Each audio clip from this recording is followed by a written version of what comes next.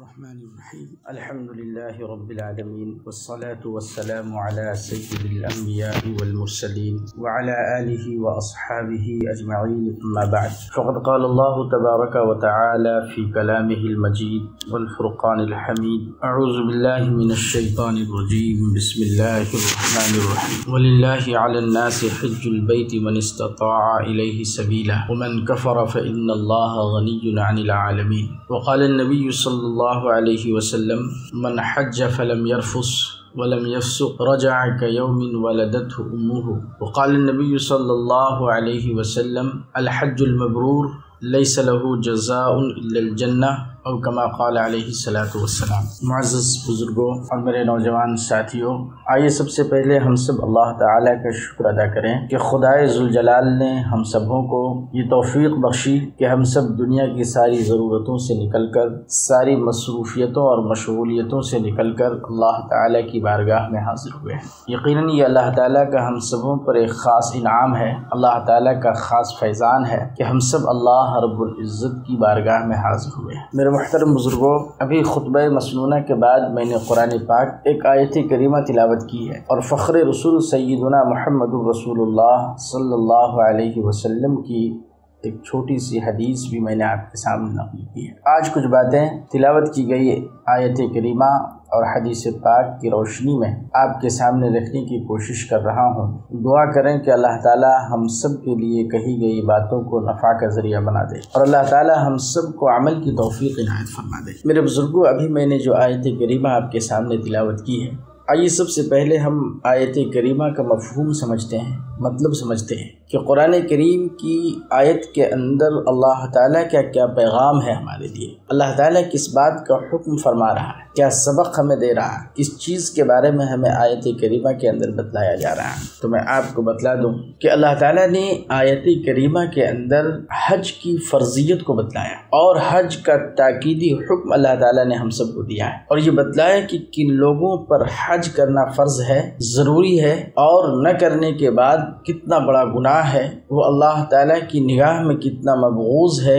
کتنا ناپسندیدہ ہے۔ اس ساری باتیں اللہ تعالیٰ نے آیت کریمہ کے اندر بیان فرمایا ہے۔ اللہ تعالیٰ کا ارشاد ہے وَلِلَّهِ عَلَى النَّاسِ حِجُّ الْبَيْتِ مَنِ اسْتَطَاعَ إِلَيْهِ سَبِيلًا وَمَنْ كَفَرَ فَإِنَّ اللَّهَ غَنِيٌّ عَنِ الْعَالَمِينَ۔ میرے بزرگوں اور میرے بھائیوں، آیت کریمہ کے اندر اللہ تعالیٰ کا ارشاد ہو رہا ہے کہ لوگوں پر اللہ تعالیٰ کے لیے بیت اللہ شریف کا حج کرنا فرض ہے۔ من استطاع الیہ سبیلا، ان لوگوں کے لیے جو بیت اللہ شریف تک جانے کی طاقت رکھتے ہوں، جانے کی استطاعت رکھتے ہوں، اسے جانے میں کسی طرح کی کوئی دشواری نہ ہو، اللہ تعالیٰ نے اتنا مال و دولت سے نوازا ہو تو وہ بیت اللہ شریف تک بآسانی جا سکتا ہو اور آ سکتا ہو، اور اس درمیان ان کے اہل و عیال کے جو نان و نفقے ہوں، جو خورد و نوش کا انتظام ہو، اسے بآسانی وہ پورا کر سکتا ہو۔ اگر کوئی شخص اتنی طاقت رکھتا ہے، اتنی استطاعت رکھتا ہے، تو اس شخص کے لیے حج فرض ہے۔ آگے اللہ فرماتا ہے فَمَنْ كَفَرَ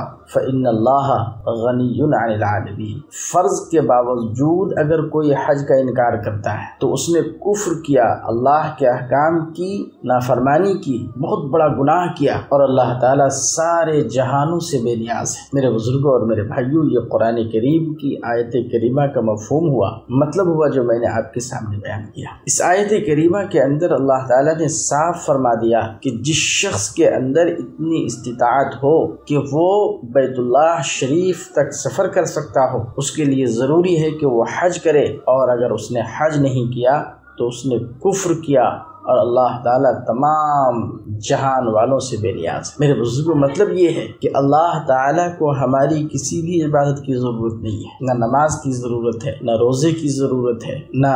زکوٰۃ کی ضرورت ہے، اور نہ ہی حج کی ضرورت ہے۔ یہ سارے اعمال جو ہم کرتے ہیں یہ سب ہمارے لیے ہے، ہماری اخروی زندگی کو سنوارنے اور سجانے کے لیے۔ اگر ہم اللہ کے لیے نماز پڑھتے ہیں تو میرے بزرگوں اس سے ہماری اخروی زندگی سنورتی ہے، اگر ہم روزہ رکھتے ہیں تو اس سے ہماری اخروی زندگی سنورتی ہے، اگر ہم زکوٰۃ ادا کرتے ہیں تو اس سے ہماری اخروی زندگی سنورتی ہے، اسی طریقے سے اگر ہم حج کرتے ہیں تو اس سے ہماری اخروی زندگی سنورتی ہے۔ اگر ہم نماز نہ پڑھیں، روزہ نہ رکھیں، حج نہ کریں، زکوٰۃ ادا نہ کریں تو کیا اس سے اللہ تعالیٰ کو کوئی نقصان ہو سکتا ہے؟ نہیں، ہرگز نہیں۔ ہماری بندگی اور عبادت سے اللہ تعالیٰ کے شان اور مرتبے میں کوئی کمی نہیں آتی۔ ہماری عبادت اور بندگی سے اللہ تعالیٰ کے مقام و مرتبے میں کوئی اضافہ نہیں ہوتا، اور نہ ہی ہماری اللہ کی عبادت اور بندگی نہ کرنے سے اللہ کے شان میں کسی طرح کا نقص آتا ہو، کسی طرح کی کمی آتی ہو۔ یہ بات، اگر ہم عبادت کریں پھر بھی اللہ کا مقام جو ہے وہ باقی ہے، ہم اللہ کی عبادت اور بندگی نہ کریں پھر بھی اللہ کا جو مقام اور مرتبہ ہے وہ باقی رہے۔ تو میرے بزرگوں، پتہ یہ چلا کہ ہم جو کچھ بھی کرتے ہیں وہ سب اپنی ہی بھلائی کے لیے، اپنی ہی اخروی زندگی کو سنوارنے کے لیے اللہ تعالیٰ نے ہمارے لیے بڑے بڑے اجر اور وعدے فرمائے ہیں اگر ہم اللہ کے احکام کی پیروی کرتے ہیں، اور اگر ہم نہیں کرتے ہیں تو اللہ کی بڑی بڑی وعیدیں آئی ہیں اگر ہم اللہ کے احکام کی پیروی نہ کریں، ان کے حکم کو پورا نہ کریں۔ تو میرے بزرگوں اور میرے بھائیوں، یہی معاملہ حج کا بھی ہے۔ یاد رکھنا چاہیے کہ حج اسلام کے بنیادی ارکان میں سے، جس طریقے سے نماز بنیادی رکن ہے، روزہ بنیادی رکن ہے، زکوٰۃ بنیادی رکن ہے، ٹھیک اسی طریقے سے حج بھی بنیادی رکن ہے۔ اللہ کے رسول صلی اللہ علیہ وسلم نے فرمایا اسلام کی بنیاد 5 چیزوں پر ہے۔ بنی الاسلام علی 5: شہادت اللہ الہ الا اللہ، و اقام الصلاۃ، و ایتاء الزکاۃ، و صوم رمضان، والحج۔ اللہ کے رسول نے فرمایا اسلام کی بنیاد 5 چیزوں پر ہے۔ نمبر 1 کلمہ طیبہ لا الہ الا اللہ کا اقرار، دوسرا نماز کو قائم کرنا، تیسرا زکوٰۃ کی ادائیگی کرنا، چوتھا رمضان المبارک کا روزہ رکھنا، اور 5واں حج کرنا۔ میرے بزرگوں اور میرے بھائیوں، جس طریقے سے نماز ہمارے اوپر فرض ہے، جس طریقے سے روزہ ہمارے اوپر فرض ہے، جس طریقے سے زکوٰۃ کی ادائیگی ہمارے اوپر فرض ہے، ٹھیک اسی طریقے سے ہمارے اوپر حج بھی فرض ہے اگر ہم صاحب استطاعت ہیں۔ اللہ تعالیٰ نے فرمایا وَلِلَّهِ عَلَى النَّاسِ حِجُّ الْبَيْتِ مَنِ اسْتَطَاعَ إِلَيْهِ سَبِيلًا، لوگوں کے لیے بیت اللہ شریف کا حج کرنا فرض ہے اگر اس کے اندر بیت اللہ شریف تک سفر کرنے کی استطاعت ہو، طاقت۔ میرے بزرگوں اور میرے بھائیوں، اگر احادیث کریمہ کو دیکھا جائے، اللہ کے رسول صلی اللہ علیہ وسلم کی احادیث کا مطالعہ کیا جائے تو ہمیں پتہ چلتا ہے کہ اللہ کے رسول صلی اللہ علیہ وسلم نے حج کے بے شمار فضائل بیان کیے، حج کے بے شمار فضائل بیان کیے۔ ایک مرتبہ اللہ کے رسول صلی اللہ علیہ وسلم نے فرمایا کہ حج اتنا اونچا عمل ہے، اتنی عظیم عبادت ہے کہ اللہ تعالیٰ حج کے ذریعے سے انسان کی ساری خطاؤں کو مٹا دیتا، ساری لغزشوں کو معاف فرما دیتا ہے، ساری کمیوں اور خامیوں کو دھو دیتا ہے۔ اللہ کے رسول نے فرمایا من حج فلم یرفث ولم یفسق رجع کیوم ولدت۔ میرے بزرگوں اور میرے بھائیوں، اللہ کے رسول صلی اللہ علیہ وسلم نے فرمایا کہ جب کوئی شخص حج کر لیتا ہے اور حج کے دوران اس نے کسی طرح کی کوئی گناہ کا عمل نہیں کیا اور کوئی شہوانی کام نہیں کیا، اللہ کے رسول صلی اللہ علیہ وسلم نے فرمایا کہ وہ شخص اس طریقے سے لوٹتا ہے جس طریقے سے ایک بچہ ماں کے پیٹ سے جنم لیتا ہے، نومولود بچہ، جب اس کے سر پر کوئی گناہ نہیں ہوتا، کسی طرح کی کوئی خطا اس کے سر پر نہیں ہوتی، وہ گناہوں سے پاک و صاف ہوتا ہے، بالکل معصوم ہوتا ہے۔ اللہ کے رسول نے فرمایا کہ حاجی جب حج کر کے لوٹتا ہے تو ایسا ہی ہوتا ہے جیسے ایک معصوم بچہ ہوتا ہے، ایک نومولود بچہ۔ میرے بزرگوں اور میرے بھائیوں، کتنا بڑا مقام بیان حاجی کا۔ ایک دوسری روایت میں اللہ کے رسول صلی اللہ علیہ وسلم نے فرمایا الحج المبرور لیس له جزاء الا الجنہ، الحج المبرور لیس له جزاء الا الجنہ۔ اللہ کے رسول نے فرمایا کہ حج مبرور اگر کسی کو نصیب ہو جائے، حج مبرور اگر کسی کو نصیب ہو جائے تو حج مبرور کا بدلہ جنت کے سوا اللہ تعالیٰ کے یہاں کچھ بھی نہیں ہے۔ یعنی جس کو حج مبرور نصیب ہو جاتا ہے وہ شخص اللہ کے یہاں جنت میں جانے کا مستحق۔ میرے بزرگوں اور میرے بھائیوں، حج مبرور کسے کہتے ہیں سمجھ لیں۔ حج مبرور یہ ہے کہ آدمی حج کے دوران اللہ تعالیٰ کی نافرمانی نہ کرے، کوئی فسق و فجور والا عمل نہ کرے، کوئی شہوانی کام نہ کرے، حج کو مکمل کرے۔ اور اس کی علامت یہ بتلائی گئی کہ جب آدمی حج کر کے آتا ہے تو وہ اللہ کی یاد میں لگا رہے، گناہوں سے بچتا رہے، نیکی کی راہ پر چلتا رہے، یہاں تک کہ اسی راستے پر چلتے ہوئے اس کی موت ہو جائے، اور یہ حج مبرور کی علامت ہے۔ اور حج مبرور کے بارے میں اللہ کے رسول نے فرمایا کہ حج مبرور کا بدلہ سوائے جنت کے، اور میرے بزرگوں اور میرے بھائیوں، حج کے بے شمار فضائل اور مناقب احادیث کریمہ کے اندر بیان کیے گئے ہیں، لیکن میرے بزرگوں اور میرے بھائیوں، آج ہمارے معاشرے اور ہمارے سماج میں یہ بہت بڑی خامی ہے، بہت بڑی غلطی ہے کہ آدمی صاحب استطاعت ہونے کے باوجود، اتنا روپیہ پیسہ ہونے کے باوجود، اتنی دولت ہونے کے باوجود کہ وہ بیت اللہ شریف تک بآسانی جا سکتا ہو، بآسانی سفر کر سکتا ہو، لیکن میرے بزرگوں، دل میں مال کی محبت ہے، مال کی حرص ہے، جس کی بنیاد پر وہ اللہ کے راستے میں اپنا روپیہ پیسہ خرچ کرنا نہیں چاہتے، اور وہ حج کی سعادت سے محروم رہ جاتے۔ میرے بزرگوں اور میرے بھائیوں، اللہ کے رسول صلی اللہ علیہ وسلم نے فرمایا کہ حاجی کبھی غریب نہیں، حاجی کو کبھی فقر و فاقہ لاحق نہیں ہوتا۔ اللہ کے رسول صلی اللہ علیہ وسلم کی حدیث ہے کہ حج کرنے سے مال و دولت گھٹتی نہیں ہے بلکہ مال و دولت میں اضافہ ہوتا ہے۔ ایک موقع سے اللہ کے رسول نے فرمایا کہ حج انسان سے فقر اور محتاجگی کو ایسے ہی دور کر دیتا ہے، حج انسان سے فقر اور محتاجگی کو، غربت کو ایسے ہی دور کر دیتا ہے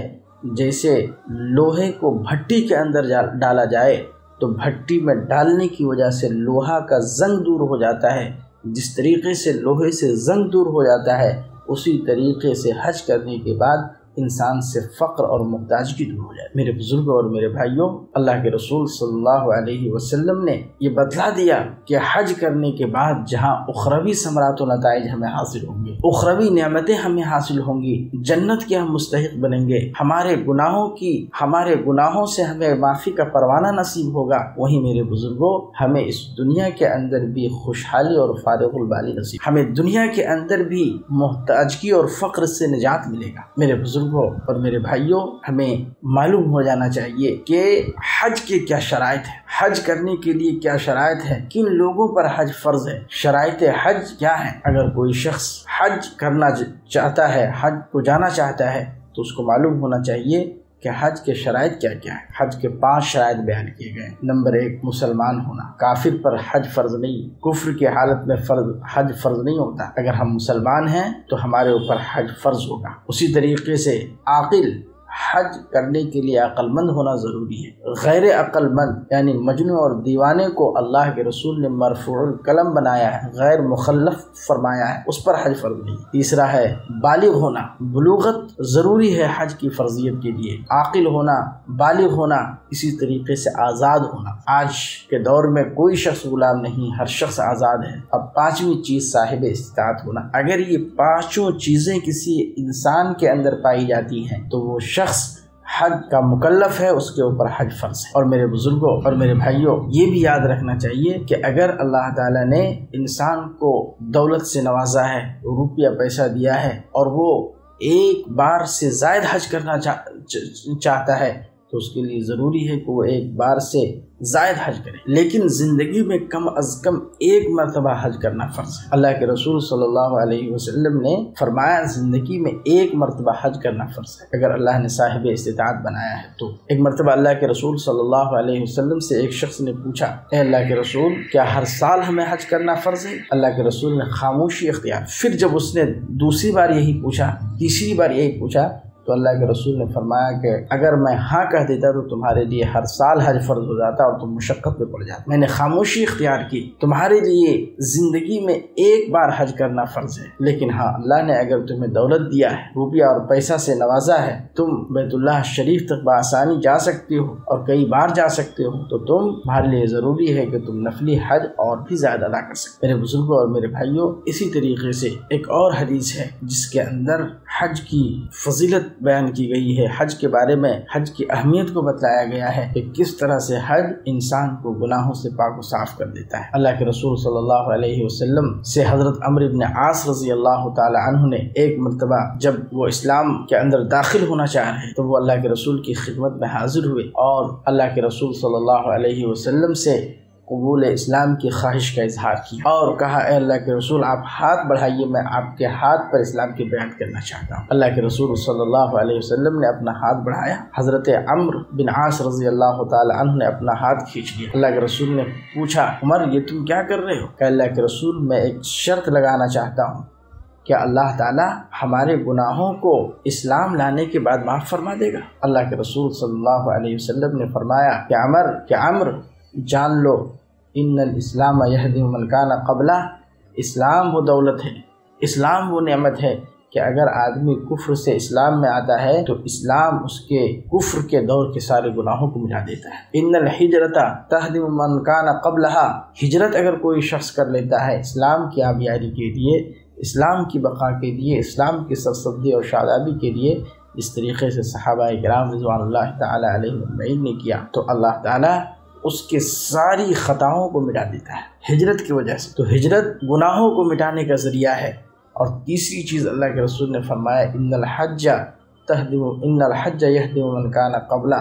حج بھی گناہوں کو مٹانے کا ذریعہ ہے۔ حج جب کوئی کر لیتا ہے تو حج اپنے ماقبل گناہوں کو مٹا دیتا ہے، گناہوں کو ختم۔ میرے بزرگوں اور میرے بھائیوں، یقیناً ہم سب گنہگار ہیں اور ہم سب کے سر پر نہ جانے کتنی خطائیں ہیں، کتنی نافرمانیاں ہیں، کتنے گناہ ہیں۔ اگر ہم چاہتے ہیں کہ ہم گناہوں سے پاک و صاف ہو جائیں تو اللہ تعالیٰ نے جس شخص کو صاحب استطاعت بنایا، جس پر حج کو فرض کر دیا، اس کے لیے ضروری ہے کہ وہ بیت اللہ شریف جائے اور حج کرے اور اپنے گناہوں سے نجات کا پروانہ حاصل۔ میرے بزرگوں اور میرے بھائیوں، اسی کے ساتھ اللہ کے رسول صلی اللہ علیہ وسلم کی ایک وعید بھی ہے ان لوگوں کے لیے جو